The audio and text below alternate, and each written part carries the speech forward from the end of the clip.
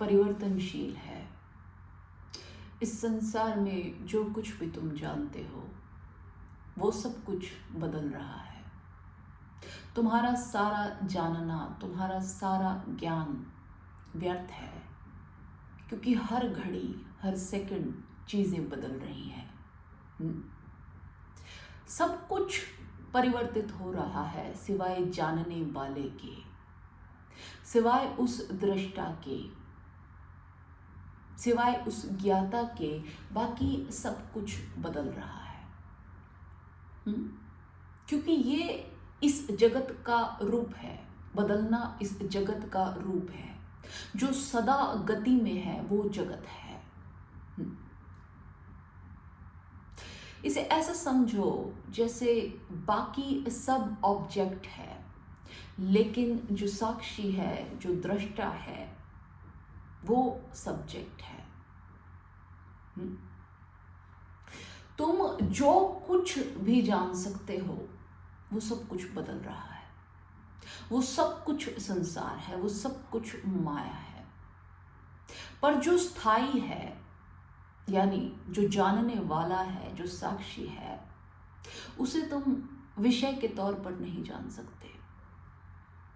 उसका तुम अनुभव कर सकते हो, सीधे सीधे नहीं जान सकते।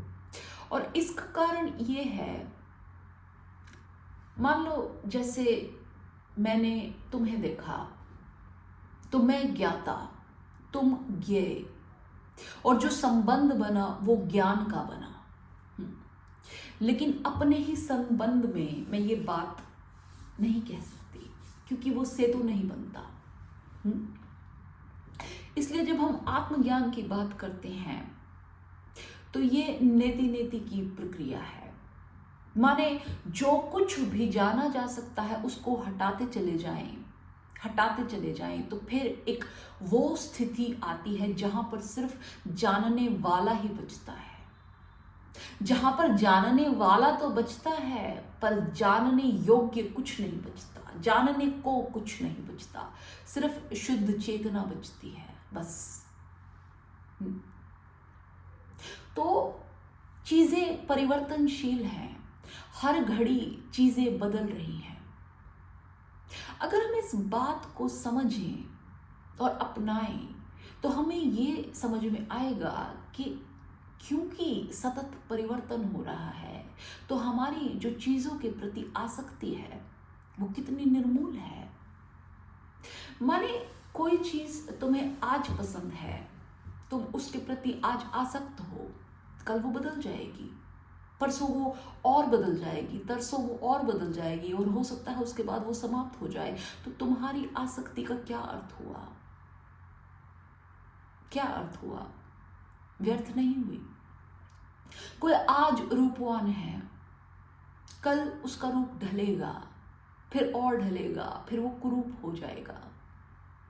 तो उस रूप के प्रति आसक्ति का क्या अर्थ हुआ? किसी के पास आज धन है, कल कम हो जाएगा, फिर और कम हो जाएगा, कम नहीं होगा तो मृत्यु समाप्त कर देगी सब। तो उस धन के प्रति आसक्ति का क्या अर्थ हुआ? जीवन आज है, कल मृत्यु हो जाएगी, आज सुख है, कल दुख हो जाएगा। हर चीज परिवर्तन की लय में चल रही है। कोई भी चीज उस स्थिति में नहीं टिकी रहती, वैसी ही स्थायी नहीं रहती जिस रूप में तुम उसके प्रति आसक्त होते हो। तुम सिर्फ अपने मन में यह धारणा बनाते हो कि वो चीज वैसी ही रहने वाली है। पर अगर तुम्हें ये बात समझ आ जाए कि चीजें कभी वैसी नहीं रहती जैसे तुम उनके प्रति आसक्त रहते हो, तो तुम्हारी आसक्ति का कोई अर्थ नहीं रह जाएगा। तब तुम्हें समझ आएगा कि ये आसक्ति सिवाय निराशा की और कुछ नहीं लाती, क्योंकि तुम चाहते हो कुछ जो वैसा का वैसा रहे, शाश्वत रहे, सनातन रहे। लेकिन ऐसा होता नहीं है। देख लो तुम, जिस किसी भी चीज के प्रति तुम्हें कभी भी आसक्ति रही हो उसको याद करो और सोचो क्या आज भी वो वैसी ही है? क्या आज भी तुम्हारा भाव वैसा ही है उसके प्रति? तुम पाओगे ऐसा नहीं है। और हो सकता है उस चीज को उस समय पाने के लिए तुमने काफी कष्ट भोगा हो, काफी दुखी किया हो अपने आप को, पर आज स्थिति बिल्कुल चेंज हो गई, क्योंकि ये संसार की प्रवृत्ति है कि परिवर्तन तो होना ही है। अगर तुम इस बात से बिना लड़े अपने आप को इस परिवर्तन में बहाए ले चले जाओ, तो तुम पाओगे कि सब कुछ तो बदल रहा है, पर कोई है जो इस परिवर्तन को सिर्फ होते हुए देख रहा है। सब कुछ बोधपूर्ण करो। तुम पाओगे कि तुम नदी में बह तो रहे हो, पर तुम नदी नहीं हो। तुम कुछ ऐसी चीज हो जो उस नदी में बह रही है, पर वो नदी नहीं है, अलग है नदी से। वो बस है, और वो उस नदी में बहती चली जा रही है, और उसने उस नदी का पूरा प्रवाह देखा है। उसने नदी को अपने हर उफान पर देखा है, उठते भी देखा है, गिरते भी देखा है। वो साक्षी है जो सदा है, जो सदा है। अगर तुम ये समझो कि तुम सदा उन बातों के पीछे भाग रहे हो जो परिवर्तन में है, तो तुम ये समझ जाओगे कि तुम जिस बात के पीछे भाग रहे हो वो बात तुम्हारी पकड़ में कभी आ ही नहीं सकती, क्योंकि ये संसार का नियम नहीं है। संसार रुकेगा नहीं, संसार चलता रहेगा। इसलिए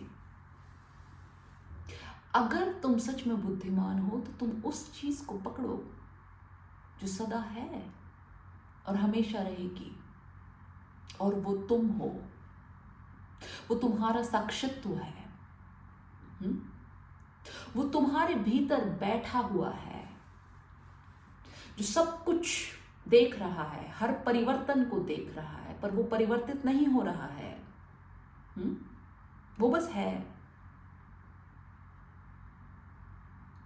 इस संसार को एक चक्र के रूप में संबोधित किया जाता है। जो तुम्हारा व्यक्तित्व है वो बाहर का चक्र है, लेकिन जो साक्षी है वो उस चक्र की धुरी है जिस पर वो चक्र चल रहा है, और वो धुरी स्थित है, अस्थाई नहीं है वो। चक्र अस्थाई है।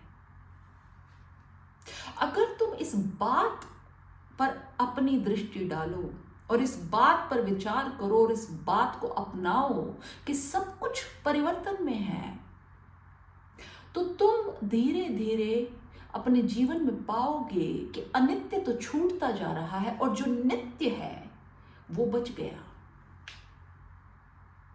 क्योंकि तुम अपनी परिवर्तनमयी चीजों के प्रति आसक्ति छोड़ते जाओगे, तो जो बचेगा वो केवल वही चीज बचेगी जिसमें कोई परिवर्तन नहीं हो सकता। और जब तुम परिवर्तनमयी चीजों के प्रति आसक्ति को छोड़ोगे तो तुम पाओगे कि सब कुछ ही परिवर्तित हो रहा है, सिवाय तुम्हारे भीतर बैठे उस साक्षी